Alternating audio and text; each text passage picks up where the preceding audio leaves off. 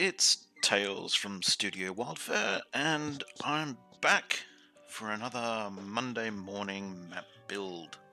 Hello, hope your Monday is panning out to be a good one. Okay, let me just... Don't need to see all of this. Get rid of that. Okay. And we don't need to have this covering the whole screen, we just need about that much. Okay. So, yeah, good morning. It's Monday, start of the week, so I'm back to make another two adventure map cards that is going to be going into my the Endless Dungeon Builder. So I've been the last couple of weeks I've been doing catacombs, and one of the things I've been doing is I've been doing maps where it's blocked off on a side. So for example, it would be a map card like that. There's a doorway here, doorway here, doorway here, doorway here, doorway here, doorway here, but no doorway here. Like, for example, what that demonstrates. Because I've just been going through working out where do I need to make walls that have no doorway. So I've done one for north, I've done one for east, but I haven't done one for south and west, which is what I think I'll do today. Now, the reason why we have... because most of these map cards are a square, and it's 10 by 10 grid, and they have a doorway here, doorway here, doorway here, here, and here. So that when you put them together, people can walk through here, or they can go through there to another map card. Now, the whole idea that having ones where there's no doorway here is so that, this caps off the edge of your dungeon. So we need to have one over this side. We need to have one where it caps off this side, and this side. So I need to make this one and this one, because I've got this one and this one. So that's my project for today.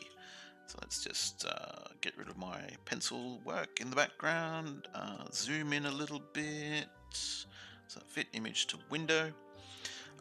If you're new and you haven't seen me making stuff before, hello. I'm using a program called GIMP. It's perfectly free. I think you can get it at gimp.org. It's like the free, think of it as free Photoshop. It's really good. It's quite powerful. It's great for making adventure maps. Let me just fill that in.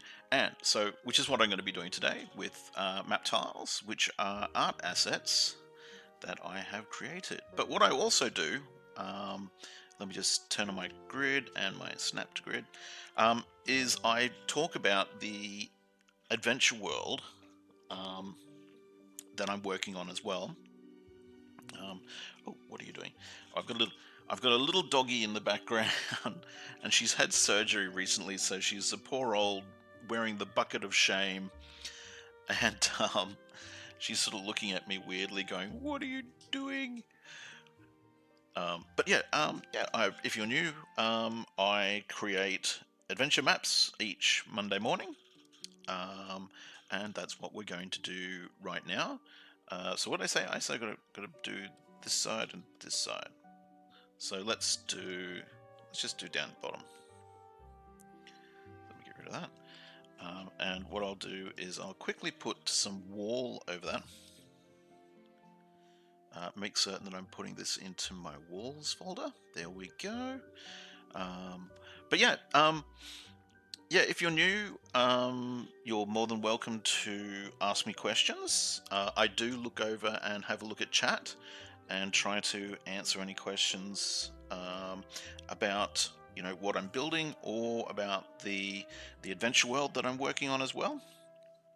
Speaking of the adventure world, I have recently finished, like literally yesterday, finished the hang on, let's make this a big room. Finished the Foundry adventure module. So hopefully, cross fingers,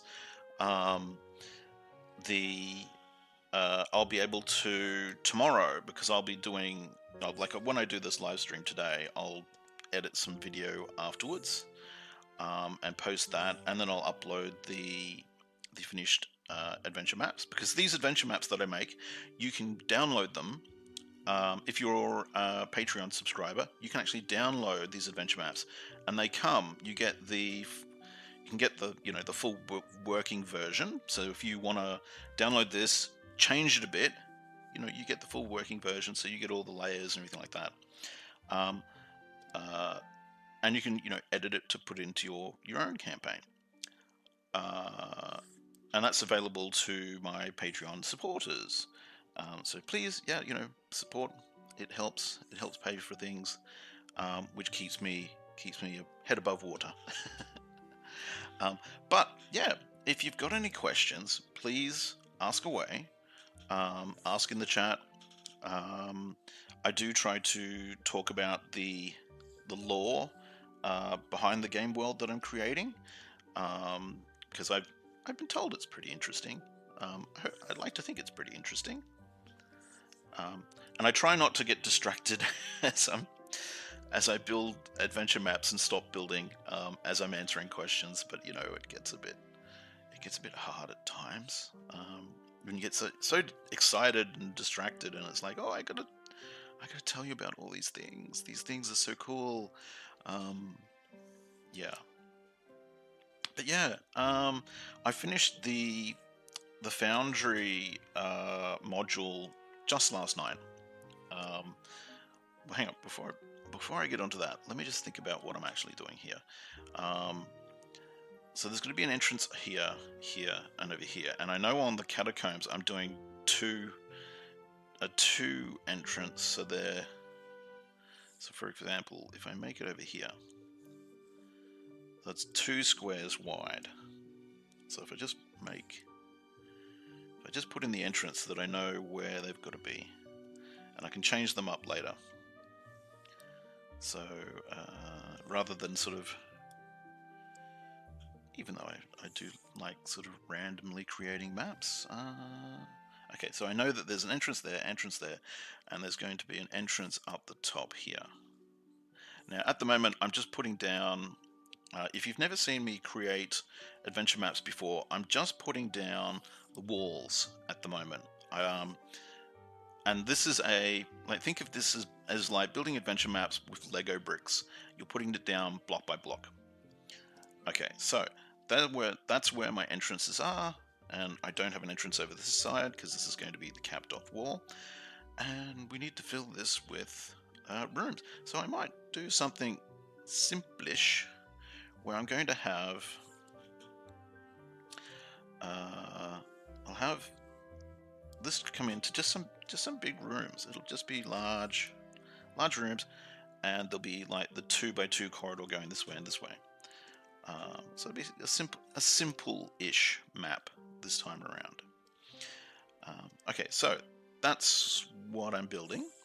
As for my adventure world, I've started working on this year. I've decided to start working on an adventure world called the Cube, and the Cube is a great big. It's sort of like a giant planet-size. What would be a good way of saying? A giant planet-size. I was about to say Rubik's Cube, but it's not a Rubik's Cube. Like imagine Labyrinth, but it's on the scale of a world. The passageways are 20 miles wide. The walls are 20 miles high. So it's a great, big, huge thing. Now, it was created a long time ago by a group of very powerful beings. It included wizards, witches, gods, you name it, they were all involved. And they all got together and they created this world. And it's sort of like they wanted a world where they could research and explore the full extent of the magic sciences, let's say, without OH&S looking over their shoulder, without an ethics board looking over their shoulder, telling them, no, no, you can't do that sort of experiment because that's mean, that's nasty. How would you like it if we cut your head off and then poked your brain with needles? That sort of stuff, you know, kind of thing that mad scientists like to do. So that was the community that effectively created the world of the cube.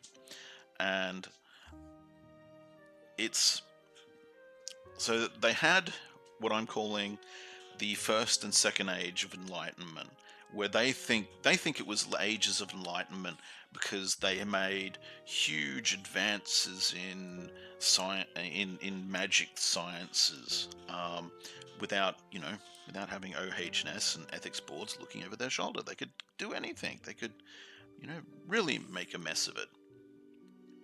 And so yeah, they made this world, and they had great advances in their magical sciences, but unfortunately the first age, and that was the first age of enlightenment, what they term the first age of enlightenment, and it unfortunately came to a bit of a close because, like all creatures that desire power, they ended up in a power struggle between the creators who created this magical world, who originally created it sort of like a quasi, to use a term from another computer game that's quite popular at the moment, like a quasi managed democracy. It was quite free and fair and open, but obviously some groups sort of decided, no, we should be in charge. We should be the ones setting the order of things in this world that we have created. And unfortunately, it resulted in a bit of a fight. Oh, okay, I've got to go. Hang on a second. I've just got to go let a little doggy out. Bag a tick. How'd you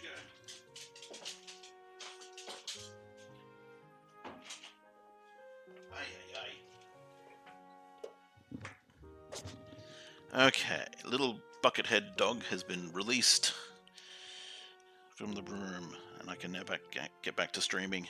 Okay, so where was I? Yeah, the first stage came to a close because there was a fight over power. One group was sort of like, we think we should be in charge and setting the standard for what we should all be doing. And another group was like, no, we're already in charge. We're all doing what we say we should be doing. We're all a team here. Do it my way.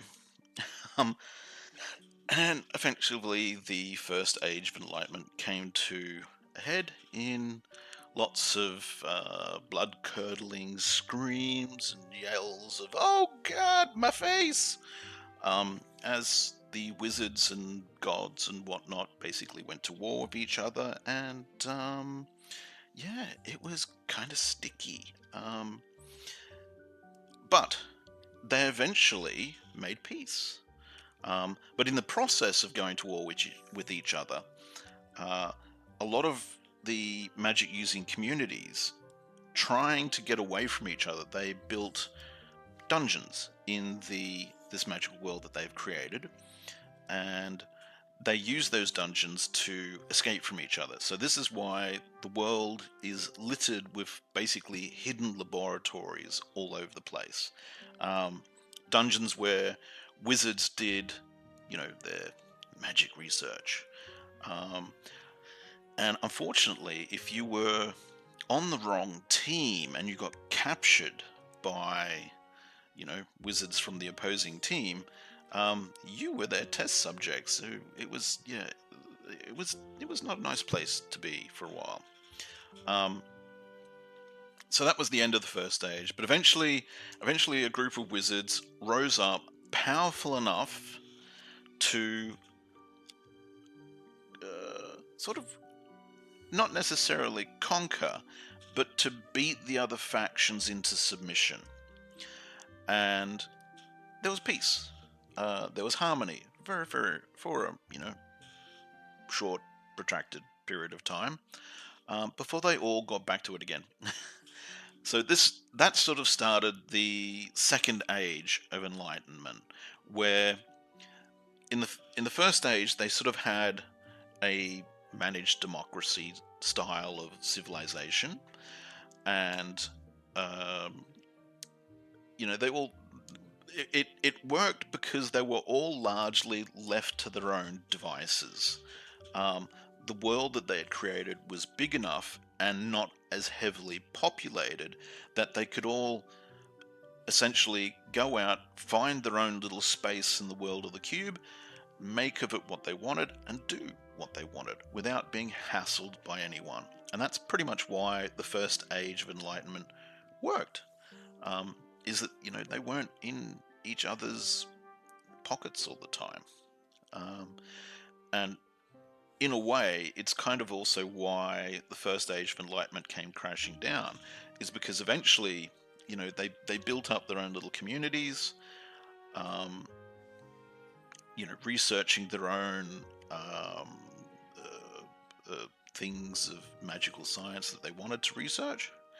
But eventually, their communities sort of got close enough to each other and started to interact enough with each other that eventually conflict was inevitable, because you have a bunch of very, very powerful magic users and they all want to do things their own way, so they eventually led to disagreement. And when you're that powerful, you push back against others who may not be as powerful and have different ideas from you, and it's going to result in conflict, which it did. And that was the end of the first age of enlightenment. The second age of enlightenment came along, effectively when one group they didn't destroy, but they didn't sort of take them over. They sort of subdued them enough that they were willing, or they came to the table, and sort of made peace. It was no longer profitable for either side to continue exterminating the other, and they didn't really want to get rid of the world of the cube. They wanted to continue using it to do what they were doing. They effectively just wanted to be left alone, and it had been depopulated enough that they were once again at a situation where they weren't in each other's pockets all the time, because they now sort of, this faction sort of stayed over there, that faction stayed over there, and as long as they stayed to their side of the mountain wall and didn't come on our side and followed our rules when they're in our neck of the wood,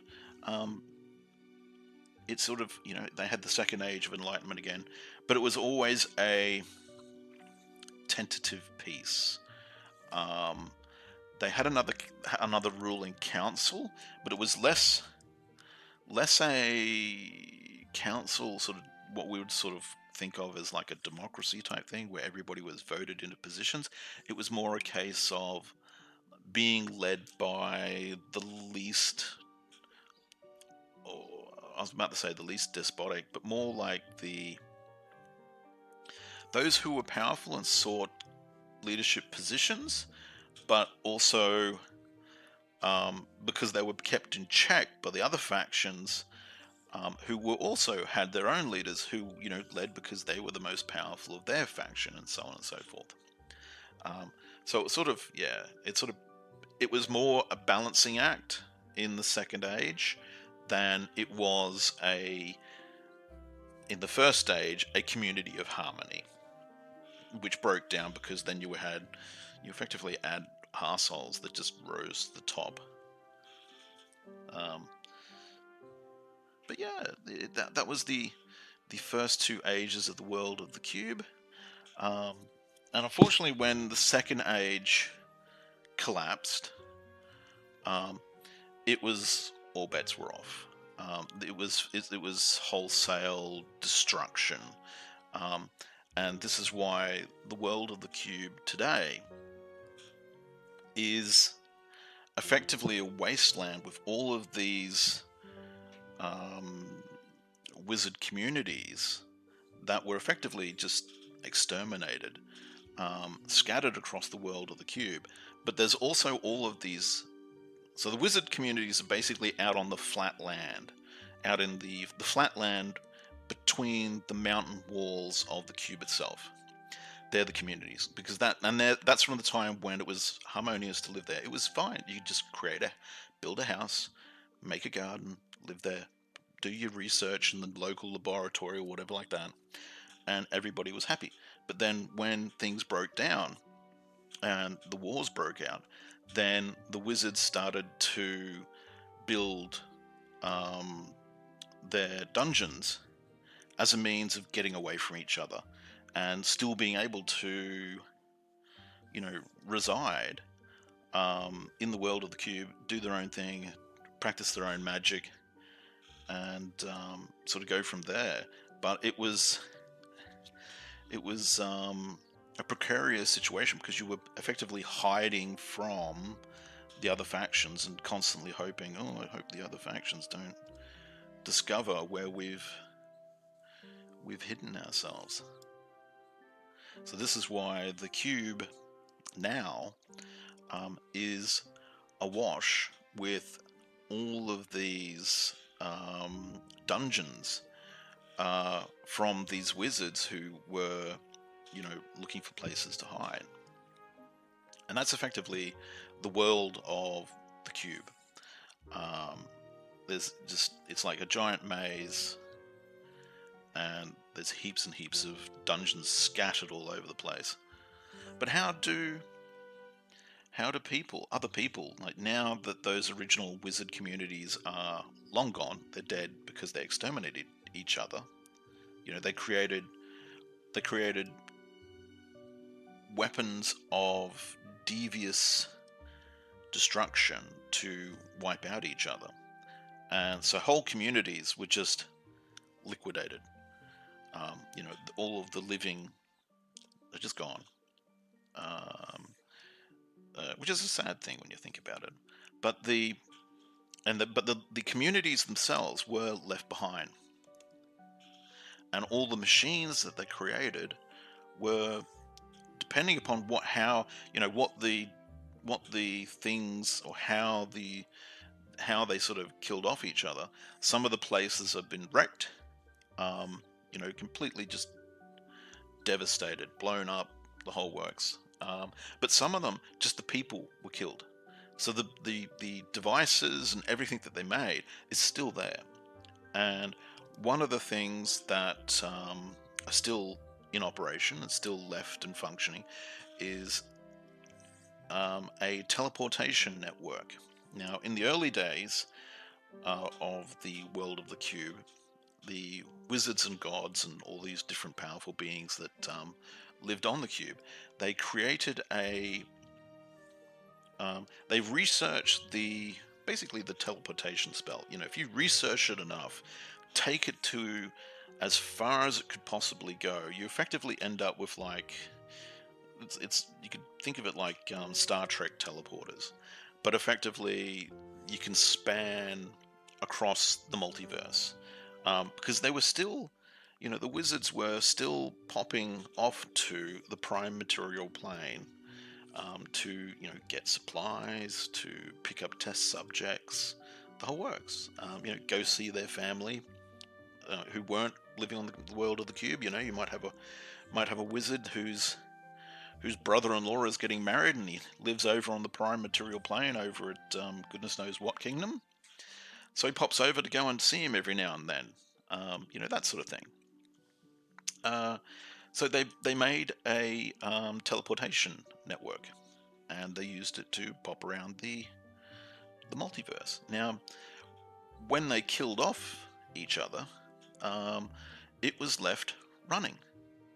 And one of the things it does is it randomly picks up people and beings and creatures from across the multiverse and dumps them onto the world of the cube. Just, randomly, you'll be fine, here you go. And pops them onto the world of the cube, and which is obviously quite distressing if you were, just going about your regular business, and then all of a sudden, whoop, you're in a magical world that is a giant puzzle box. Hey, good luck with that. So it,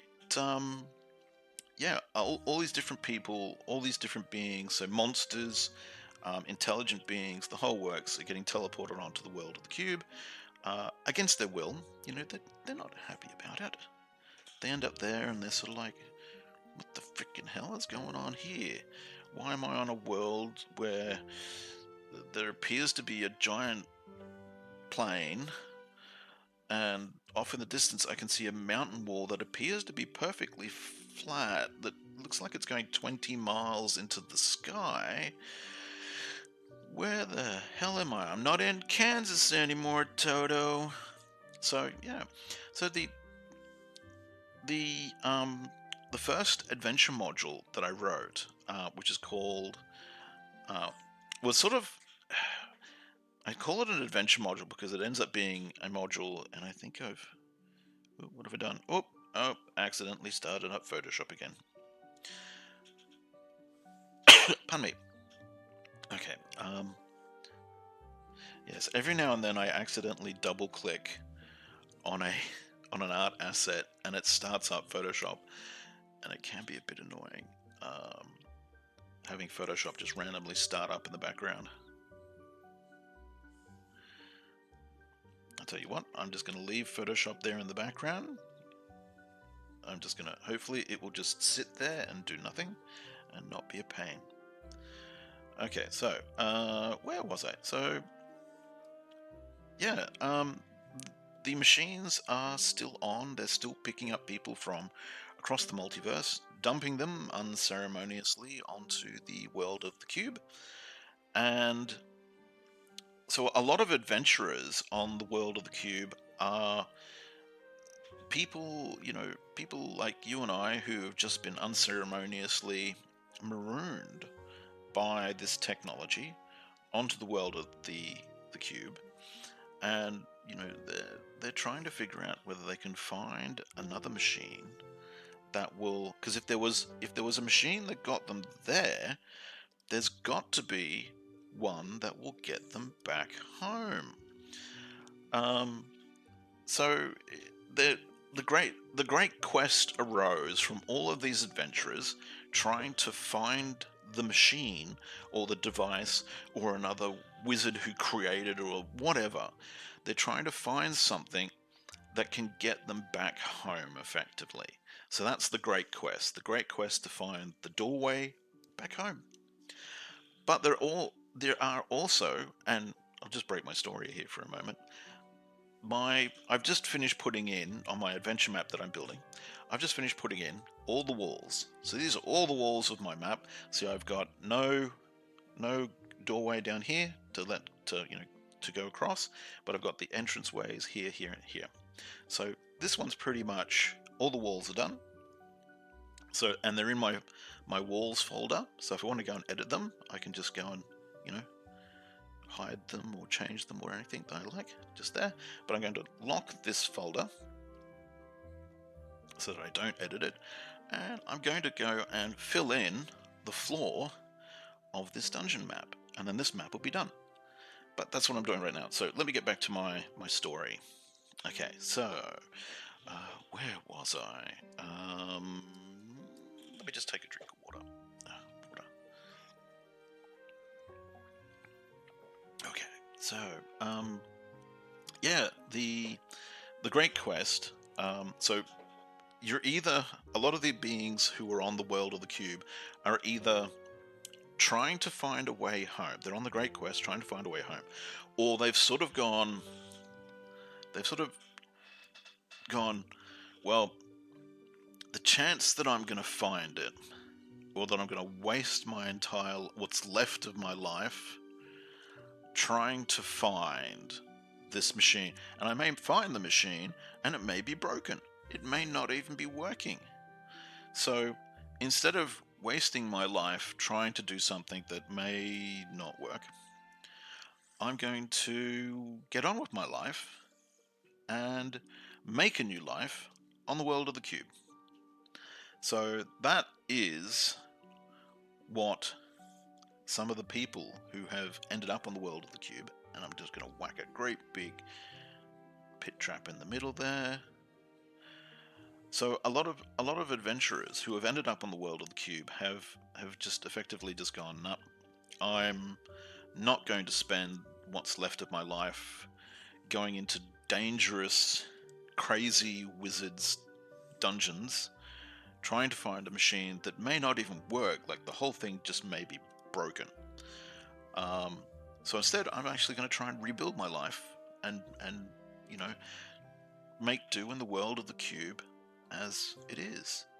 And so there are all of these communities that have grown up over the years, because it has been hundreds of years since the end of the war that ended the Second Age of Enlightenment. And that war pretty much, it petered out because effectively there was no one left. They were so destructive in killing each other that they effectively just wiped each other out. There's no one left. Well, there are, spoiler here, there are some wizards left who were part of those who created the world of the cube, and they know a lot of the secrets, and they can fix things and stuff like that. But they've got their reasons to stay hidden, primarily because they're scared of the other wizards who, like themselves, survived the war. So they're sort of like, yeah, we could help you, but I don't really want to let anyone else know that I exist, because some of those wizards who were trying to kill me 100 years ago, they may actually still be around. They may not be dead, and they still want to kill me, because I still want to kill them. So yeah, a very small amount of those wizards, for some nefarious reasons, which will be plot devices in the future, are still around. But there's a large community of beings who have ended up on the world of the cube, and they are effectively just getting on with their lives. They're sort of like, we could go and spend a lot of time trying to get off the world of the cube, but it's so draining. We'd rather just get on with their lives. So yeah, there's a large amount of beings that are effectively just doing that. They're just getting on with it. They're not trying to solve the puzzle of the cube. They're not trying to find the machines. They're just they're starting a farm, and they're starting a new life. They're getting on with it. And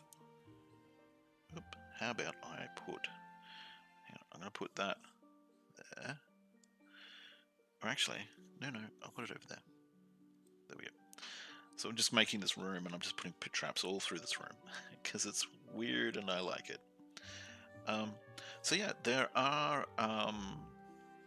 a large amount of communities that have sprung up of beings who are just, they've been transported onto the world of the cube, and they're just trying to get on with their life now.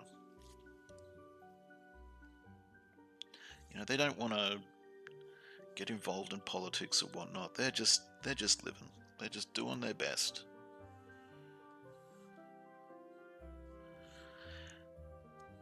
And so the first adventure, or the first module, which effectively is the player's arrival on the world of the cube. It's how they basically, what happens is that the player characters awaken in dark chambers, and as you know, as they explore, and they have an encounter with some little creatures in these dark chambers, but as they explore, they discover that it's an ancient teleportation hub, and they've been teleported onto this world. This machine, the devices embedded in the floor, have picked them up from wherever they used to live and deposited them onto the world of the cube, and they're now stuck in the world of the cube. There we go. And that's effectively the first little adventure module. Is that they end up in these chambers, and it's like, oh my, the whole idea is that coming to grasp with, because I sort of want people to create their characters thinking, oh, they're going to be in a normal role-playing world, fantasy role-playing world. So, I'll go and set up my character and all this sort of jazz, and then the first thing that happens is it's like, oh, you wake up, you hear screaming, you're in a dark room. It wasn't where you went to sleep. And so and the characters are basically just suddenly thrown together. They hear a scream, and it's like, oh, what's going on?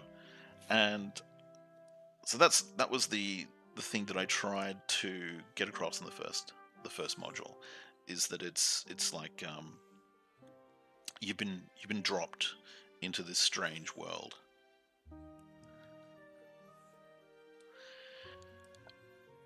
So, but the first module is finished. It's called Kidnapped. Oh, pardon me, I'm trying not to burp. Let me just have a drink. Yeah, the first module is called Kidnapped. It's out on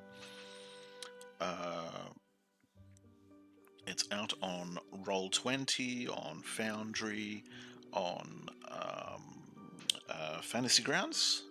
It's a little introductory module, just designed to basically get you into the world, and then get you to start following a little machine. One of the machines that have been left behind by these wizards. It's what's called a repair block automation, and it's an interesting little device, because it's sort of part way between clockwork, artificial intelligence, and a trapped elemental. So it's sort of like a weird sort of it's a weird construct. It's powered by an elemental. It's also motivated by an elemental, but it's also clockwork. But it's also got sort of a rudimentary AI type system running it. And the characters they don't really meet it. It sort of walks in, because it's, as the name implies, the repair block automation. It wanders around the world of the cube, repairing the teleportation network. The teleportation network has like a number of platforms. Think of it like there are big metal discs planted into the floor of the teleportation hubs, and these metal discs they have a mixture of enchantments and other spells. Like there's permanent messenger spells, and there's permanent teleportation spells, which trigger according to a central system, and that teleport people. Allow people to teleport off and on to the world of the cube, because the whole world of the cube, it's protected against teleportation. So no one can just teleport onto the world of the cube. You have to have access to specific devices to get onto the world of the cube. You can't just teleport on. If you try and teleport on, the system will basically just shunt you and output you to some other random world in the multiverse if you're trying to get on without permission. But if you have permission, if you have access to the incantations and spells of the world builders, then you can get onto the world of the cube, no problem whatsoever. You just teleport straight on. You're good. But if you don't have it, you have to rely upon the devices that the creators made. And that's where we sort of get into, you know, the creators, they had this war, they're all dead, but the devices are still on. That device that the creators made, it's still running, it's still picking up people. And that's how people get onto the world of the cube. Just, yeah, this little map is slowly coming to fruition, just blocking in the floor. Unfortunately, this can be the building the floor, unless if you're doing a dungeon, sometimes it can be the laborious bit. I don't like to say it, but yeah, it can be the bit that just is the bit that drags a bit. But you know, but it can be quite rewarding if you're building an adventure map and you're sort of doing interesting things with the floor, where you've got recesses and cavities and stairways and bits and pieces like that. You can make quite an interesting looking structure. But sometimes if you've just got general floor, which effectively just is a big, large, flat space, building it can be a bit so-so, because it's just drag out a tile, put it there, drag out another one, put it over there. Because you're just filling in the floor. Sometimes the floor is just not that interesting. But anyway, that's why I'm here talking to you. I'm here blabbering away and talking about the world of the cube that I'm working on. So the first module is finished. The second module, which is called the Trader's Way, effectively they're not modules. Think of them more like episodes. I approached these things like episodes to a TV program, which is, when you get to read my material, you'll see that there's like Act 1, Act 2, Act 3. I sort of approach it like a scenes in a TV show. So the next scene is called the Trader's Way, and what I aim to do with the Trader's Way, which hopefully I will get wrapped up tomorrow, assuming nobody starts coming and asking me things. They'll leave me alone to work on it tomorrow, and it should be wrapped up tomorrow. This is wrapped up right now, so this map is completed. That's pretty much all I wanted to do. All the lighting and the contents of the room, I'm going to 3D render and put it in later. I effectively just wanted to build this. And you'll be able to download this hopefully later today when I upload it. But let me just save it. So save as... Where am I going to put it? I'm going to put in my projects, into Dropbox where I save everything, into projects on Dropbox, map tiles, and my endless dungeon. This is the underground floor. Now this is part of my catacombs, and it's the edge. So we're going to go, let's just rename this. So this is the edge tile, but there's no south. There's no south edge. So let's save that. There we go. And I'll create a WebP. So export as. Pardon me. Choose the WebP option. There we go. There. And export. There we go. Okay, so I've saved a copy of that. Oop. Export. So now I'm going to start making the next one. and I'm going to delete all of what I had put in there to make the next one. So, and I've got to make over this side closed, and then that'll be all the edge ones made for the catacombs. But I'll get back to the Trader's Way in just a jiffy. Let me just get rid of these. I'm just going to quickly put in the doorways so that I know where I'm using stone wall overlays. There we go. Okay, so let's just pop these in. So I've got a doorway over here. It's always good to put like your connecting main doorways in first. That way you know what you've got to work with. So I've got a doorway over here. So there, so that's where it connects there and there. And there's got to be one here, but nothing here. So that'll be closed off there. So yeah, the Trader's Way. The Trader's Way is kind of a big, important thoroughfare. It's there we go. So I'll put a wall across here.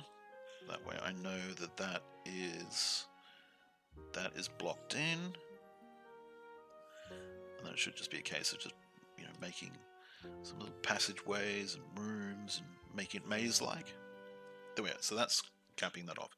Okay, so yeah, the Trader's Way. It's a big built-up road. It's built up on a sandstone constructed embankment. So the embankment is 10 feet tall. The roadway itself is actually 20 feet wide.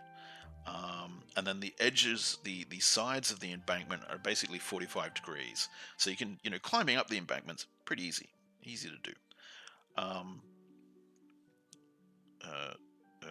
Sorry, what am I doing? So I'll make this come to... Actually, I'll make this turn and go around. Yes, that's what I'm going to do. So, yeah, the embankment, it's...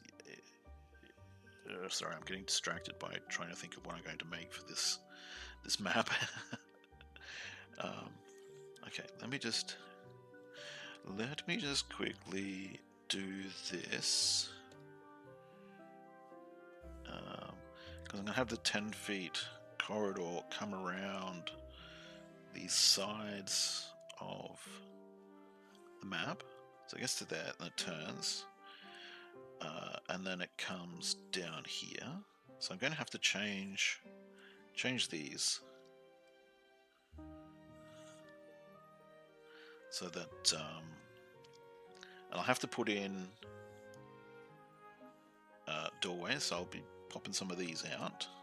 But I just get this in, that way I know the basic form that I've got to work with. So that comes down there, and then nuts, no more.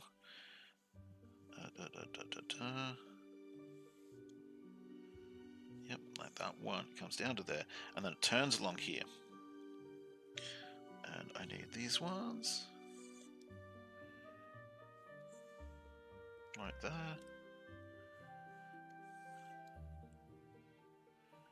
And here, and I need a corner.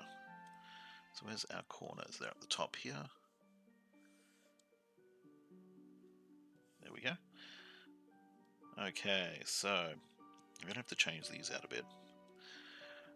Okay, so getting back to what I was talking about, the Trader's Way. Yeah, it's a great big chunky road, and it was designed originally by the creators of the world of the Cube, and they used it as a main thoroughfare before they had actually created the teleportation network system. Now I need to switch the mode of my brush. Okay, so pick mode, so I can just grab that, get rid of it, and put in a cornerstone, which will be this one. So yeah, it was created originally to facilitate transport and construction around the world of the cube before they had the teleportation network. So, you know, it was created in the very early days of the cube. So it was a big chunky road. It allows the wizards to get around the world of the cube, because, you know, they were effectively using, you know, horse and cart. It wasn't until much later that the different technomechanical devices sort of came in. That was a result of a lot of their experimentation over the years that they inhabited the cube. They created, you know, mechanical means to replace the horse. So you ended up with, you know, they experimented with steam power, they experimented with elemental driven devices, the whole works. And the road network, or wasn't really a network, it's basically one great big road that goes around the, the top surface of the world of the cube. Where's the bit that I'm looking for? That's the bit I'm looking for. And it's originally it wasn't called the Trader's Way. It was actually called something else. But the name, because all those wizards and gods and very powerful beings killed each other, the original name has been lost to antiquity, because everybody who used to use that roadway and called it by its original name don't exist no more. They're all gone. But the roadway is still there, and it's in great working order because they made it to last. It's a great big solid chunky edifice that circles the world of the cube in a great big square. It runs from each of the corners of the cube, basically from corner to corner to corner. Now at each corner is a city, and each of these cities is a gnome city. Now there's a big long story behind how these cities came to be, or well, how the gnomes think this city came to be. The Imperial Gnomes have a religion. Now, their religion is based on a god called Mechanos, the god of innovation and innovation and puzzles, basically. He's basically think of the inventor god. That's Mechanos. He's the god of inventors, really. So he's the god of the gnomes. They worship him because, according to their lore, the gnomes were brought. There's some who believe that Mechanos created the gnomes, and there are some who believe that Mechanos brought the gnomes from across the multiverse, where they were a persecuted people, brought them to the world of the cube, where they will be safe, where they will not be persecuted, where they can live out their happy little gnome lives. So that's the gnomes. That's what they believe. So they believe that the world of the cube was created by Mechanos for them as a safe haven for them to exist in, because they were having the bejesus kicked out of them by the other bigger peoples of the multiverse, and Mechanos either took pity upon them, or according to some in the clergy, they believe that Mechanos actually created the gnomes, for various different reasons, because he's an inventor. Why wouldn't you invent a whole people? So the Imperial Gnomes believe that the world of the cube was created for them.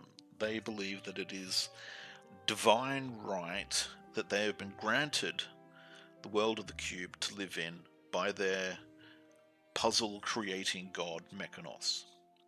So to a lot of the... I'm in the right folder, yep. So to a lot of the gnomes,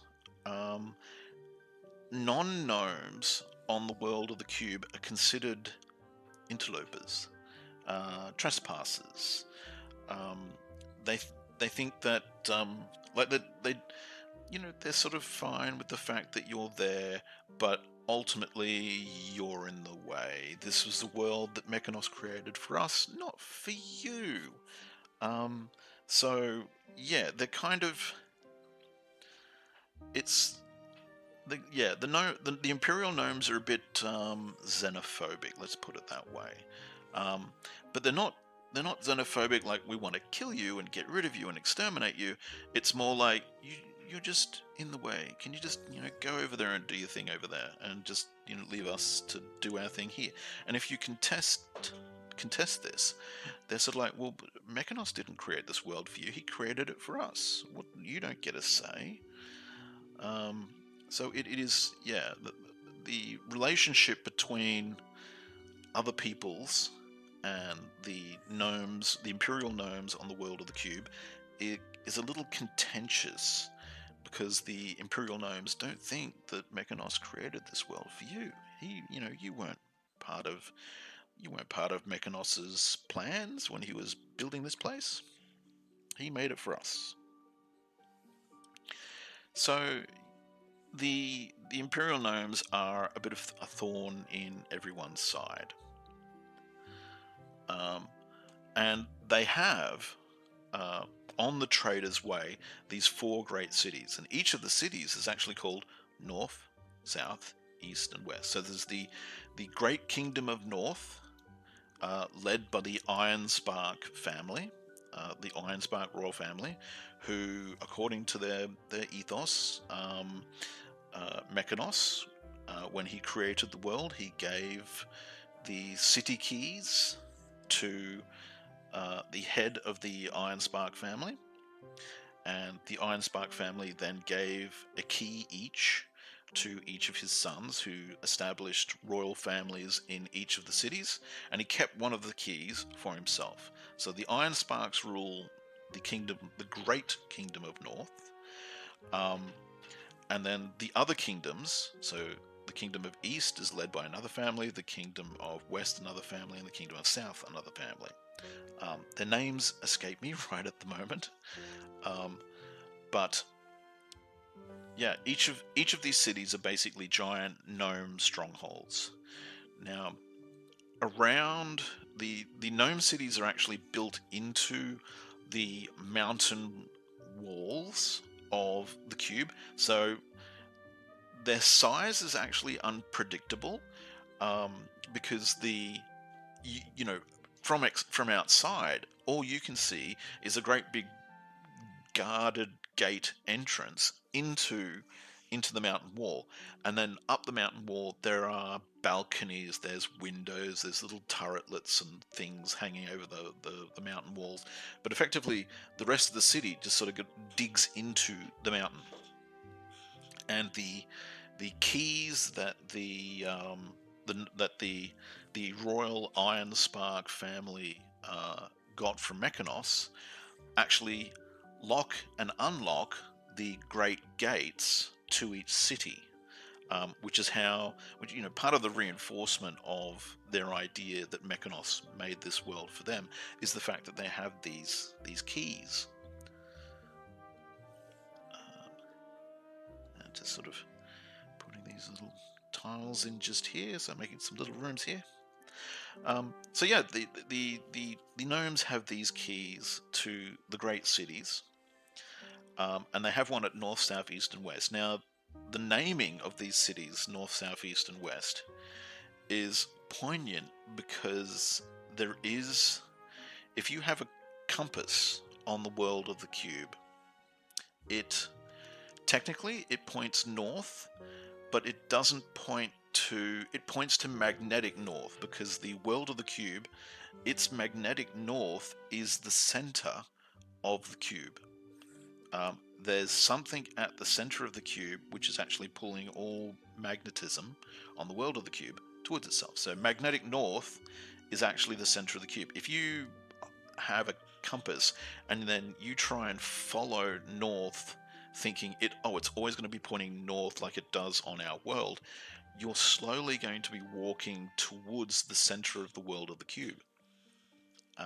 That may be something you want to do because there's actually something interesting at the center of the world, but it also may not be something you want to do because there's bad things at the center of the world of the cube.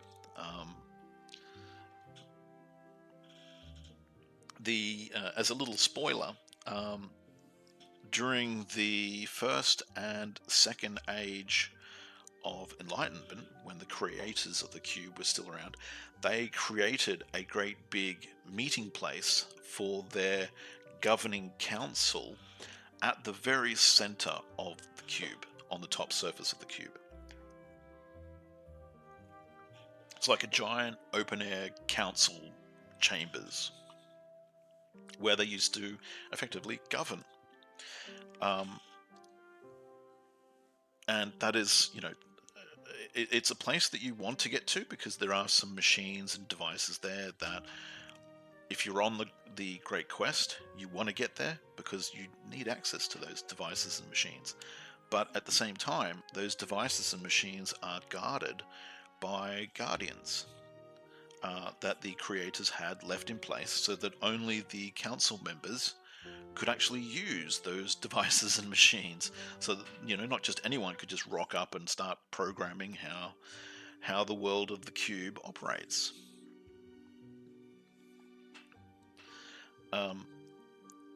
But that's aside from the fact. So the whole crux of that story, big spoiler there. Yes, you want to go to the center of the world, but you don't want to go there until very late in the game.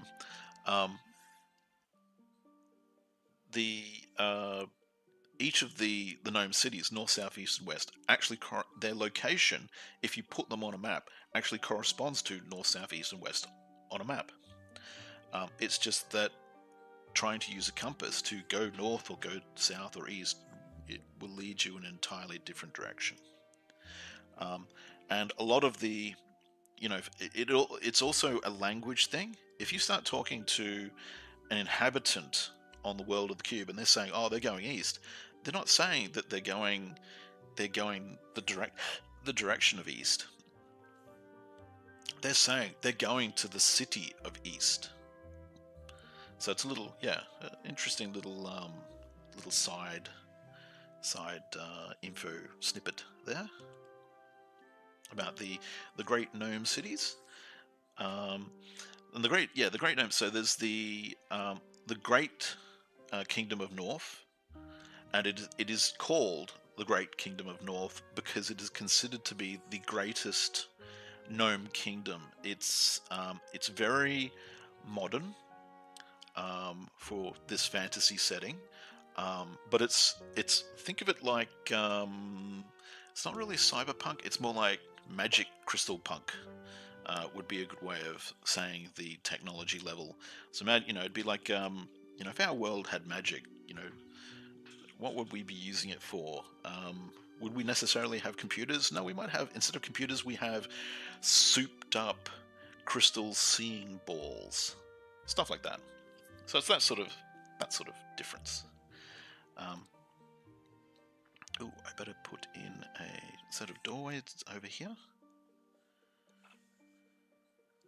So yeah, there's the great gnome city of North, and it is considered to be the greatest gnome city. It has working street lights. It has horseless carriages. It's effectively at sort of like its technological state would sort of be like think England, very early stages of the Industrial Revolution, and replace all of the steam engines with elemental powered devices, that sort of thing. That's effectively what we're looking at with the Kingdom of North. Then we come around to a place that it's no longer a kingdom, it's actually a principality now, because a good couple of years ago, in the Kingdom of East, which was a kingdom because it had a ruling royal family, it had a major catastrophe.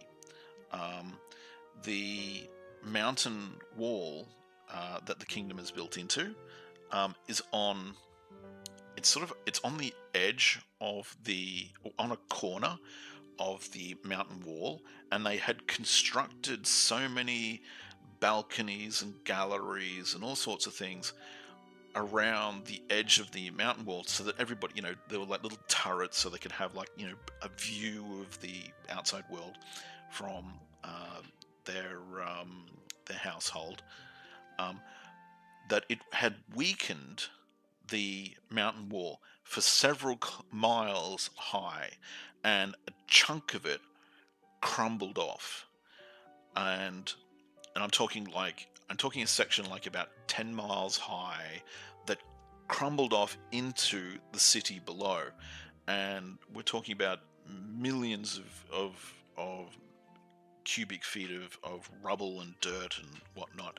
And everybody who was in, that structure that crumbled off into the city below. Major catastrophe. The heaps of people were buried. Pretty much the entire royal family were overnight killed, because they were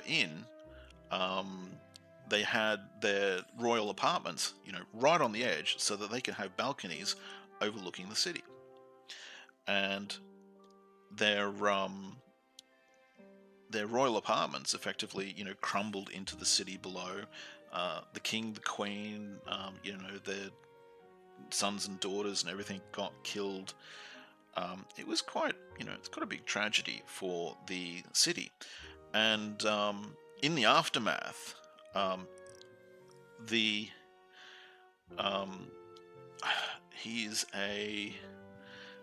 a prince, like a princeling, who is sort of like he would be, if you follow the family tree, he could have been next in line, but there were so many members of the family that would have to die off for him to be next in line. But he becomes next in line for the throne because of this gigantic catastrophe, and because he steps up and basically gets everybody to take part in the rescue effort to basically dig all these people out of the rubble. But one of the things that's most interesting about the character is that he is very cosmopolitan. He does not buy into the xenophobic ideals of the rest of the Imperial gnomes. And the gnomes of the Kingdom of East, which is now becoming a principality, they see all of these non-gnomes helping save other gnomes, and they sort of realize, we were completely wrong. These guys aren't so bad. They're saving our friends and our family from this catastrophe that we've just had. So they come to see that the off-worlders, or the non-gnomes, are actually quite worthwhile members of society, where originally, because of their upbringing, they had not really thought that highly of them. But they, and through the work of the prince, I got to change this bit here. Take that out. They come to see. So they come to see that these people are, they are worthwhile members of society. They are good people, and they change their ways. They change their point of view from basically being quite xenophobic to being a lot more open about non-gnomes than they were before. There are still quite a lot of die-hard xenophobic gnomes who, you could never convince them otherwise. Yeah, like today's world. There are a lot of diehard fanatics who, you can show them the greatness of multiple people, and they'll still go for the racist option. Um, but by and large, the imperial gnomes of the kingdom embrace the non-gnomes, um, and they open up to them a lot more. And the kingdom, the Principality of East, because since it's lost its royal family, it's effectively been devolved into being a principality. A principality under the leadership of this fellow who helped get everybody to work together during the Great Calamity, which has become called the Great Tumble. It's when the cliff face came tumbling down. Plus, also because the mountain cliff face broke and tumbled down, it sort of fractured their faith in Mechanos, because they were like, oh, how could Mechanos have let this happen? How could he have created such a marvel, the world of the cube, and he's then let the world of the cube break and kill so many of his chosen people? So yeah, a lot of the gnomes of the Principality actually come to question their effectively religious beliefs about Mechanos, and they come to question some of the traditions that they had, that Mechanos had created the world just for them. So a lot of them start to question: did Mechanos really create the world just for us, or is it for all of us? Not just Imperial Gnomes, but all of the different peoples who now inhabit the world of the cube. And that's so yeah, the Kingdom of East is quite a multicultural boiling pot. And there are, like, one of the most interesting things that I put in to the story is that in the Kingdom of the East they have effectively a messenger service, which is run by all of these animal folk. So, for example, fox folk and cat folk and stuff like that, and they're all because they're all partially animals. They can run really fast, and they deliver the mail. So the city has a really good mail system compared to the other cities. The only other city that gets better than it partially is the Great Kingdom of North, only because they basically use a lot of magic and things to deliver the mail. Whereas in the Kingdom of the Principality of East, they have a mail service that is effectively like imagine today's Uber or Deliveroo or whatever service like that, just delivering the mail. There's these little guys that just take envelopes and letters and they run them across town to deliver it. And yeah, it's that sort of world, that sort of kingdom. So yeah, the Principality of East, compared to the other kingdoms, is quite it's quite forgiving. It's quite open. And with this map, I've made my walls, so I'm going to lock them off so I don't move them, and start putting in my floors. So I've got my blocked off this area. I've got my doorways here and here and here. So yeah, I'll now start putting in the floor as I talk about the next kingdom, which is so I go north, east, down to south. So the next one is the Kingdom of South.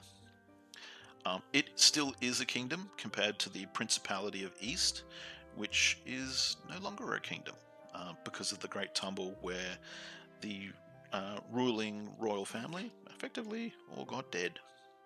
They all got squished. Quite sad. Yeah, the Principality. Oh, sorry, the Kingdom of South. It's like the Kingdom of North, but less advanced, less developed. It's sort of like the... what would be a good way of saying it. It's sort of like the black market of the gnome kingdoms. It's where, because one thing that they do, the Imperial Gnomes are very interested to get their hands on any devices and technology from the original creators. What's going on here? I want to pick up that. Okay. They want to get their hands on any technology that is left behind by the original creators of the world of the cube. So and this pretty much happens at the Kingdom of North as well. They do it, but not as bad. Like for example, if you try and get into the city in the Kingdom of South, you effectively have to go through a big set of gates where they search you and they confiscate anything that they find interesting. So if you're going south, you don't want to before you go into the city, you want to take any of those interesting devices or magic weapons or whatever like that and hide them, because it will get confiscated if you go into the city of South. The gnomes will take that stuff off you, and if you sort of contest and go, no, I want to keep my stuff, they will not necessarily kill you on the spot, but they're not going to be very nice about what they do to you. It's think jail without charge would be a good way of explaining it. Because as far as they're concerned, you shouldn't have, like, getting back to the whole idea that Mechanos created the world of the cube just for the gnomes. They totally believe that. You shouldn't have any of the magical devices from the world of the cube because they belong to the gnomes. They are their heritage. You should not have these things upon your person, so hand it over. That's the sort of the mentality that they basically operate under. And you can contest it, but effectively, there's an old saying. I think it was by, who was it? It was a Roman emperor. Was having an argument with a senator, and he basically said something along the lines of, why do you argue with the people who have the swords? And it's effectively that. It's like, why argue with the gnomes who have the weapons? And you're effectively trying to get into their city, so their rules go.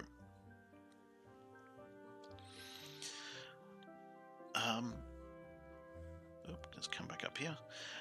So yeah, it's the Kingdom of South is.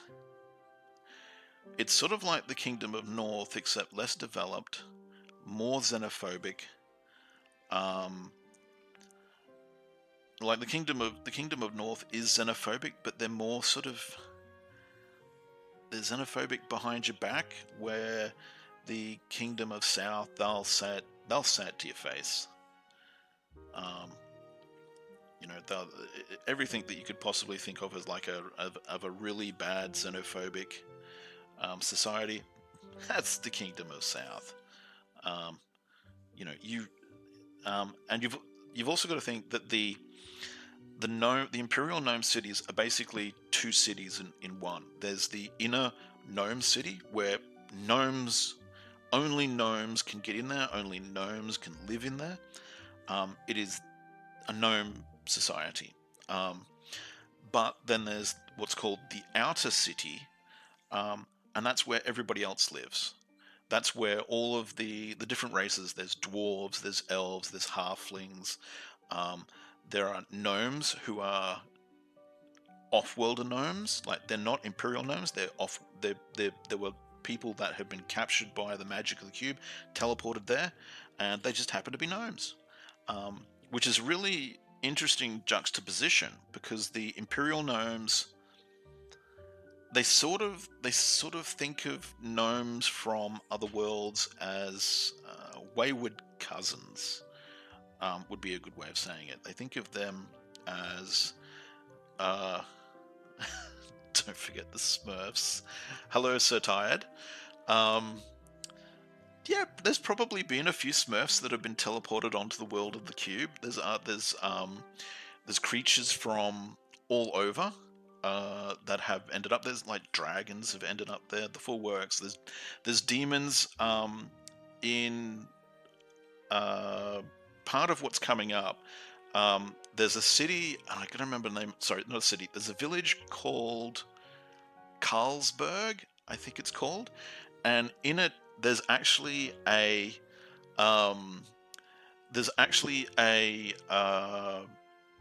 there's an angel who has been teleported onto the world of the cube, and he's basically founded a religious order to create clerics and whatnot to heal people and provide sanctuary to people who have ended up on the world of the cube.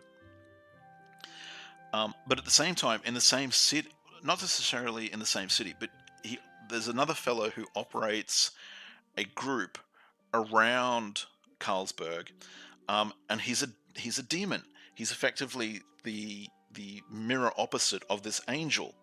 But the demon really wants to get off the world of the cube, so he's created a warband that goes around exploring all the different dungeons that there are on the world of the cube.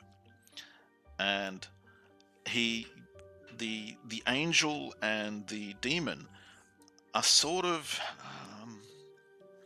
they're kind of like they know if they were back in there, if he was back in hell and the angel was back in heaven, they would be enemies. But they've sort of come to like a passive agreement between them that they're not going to fight each other on the world of the cube, because everything that they would be fighting for back on the prime material plane has no bearing on the world of the cube. So they're not really allies, but they're not really enemies. They're more like frenemies. They get along. There's quite often they'll sit down and have a drink at the local pub. But at the same time, they're sort of like, if we were back in our natural environment, we'd be trying to kill each other now.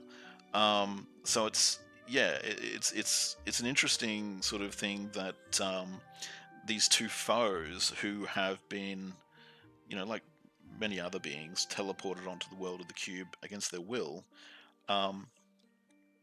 They've sort of gone, we'll have a truce while we're here, because this isn't the place where our stuff's happening, and we're both not meant to be here. So the angel has his monastery in I'm pretty certain I'd have to check my notes. I'm pretty certain it's the town of Carlsberg, or it could be. I've got two towns. Two towns come to my head at the moment. There's a town called Carlsberg, and there's a town called Olmsberg, and they're towns that were created by people who were kidnapped onto the world of the cube, and they just sort of went, nah, I'm not going on the Great Quest. I'm not gonna waste my life trying to get killed in the various dungeons that are around. I'm just going to settle down, and I'm going to try and make as good a life as I can in this weird world, and get on with my life. So yeah, there are various different creatures that have ended up on the world of the cube. So there's an angel and there's a devil that ended up on the world of the cube, and they're just trying to get by. The devil's quite interesting because I want to create an adventure where you get a chance to join his warband, because the devil is basically methodically going through every dungeon that he can find and finding every machine and thing and bob and every artifact, and trying to work out how he can get back to the prime material plane, and get back to, because the demon, he's sort of like a weird thing. He's kind of a devil, kind of a demon. He was quite powerful from where he came from. He had his own war host, the whole works, and then just one day, he ended up on the world of the cube. So he is a quite powerful entity in his own right, but it's like all the power in the world can't really help him because he's got to solve all these riddles. So he's effectively started up his own group of adventurers who he uses as like disposable people, trying to find the answers to the answer to how to get back to where he came from. But yeah, the Kingdom of South, that's one of the big gnome cities, one of the big imperial gnome cities, that people will get to visit eventually on the Great Quest, because you have to go to each of the cities, because at the shrine to Mechanos in each of the cities, there are things that adventurers will want to find. Again, it's all part of solving the various different machines and whatnot, and figuring out how things work in order to get back home.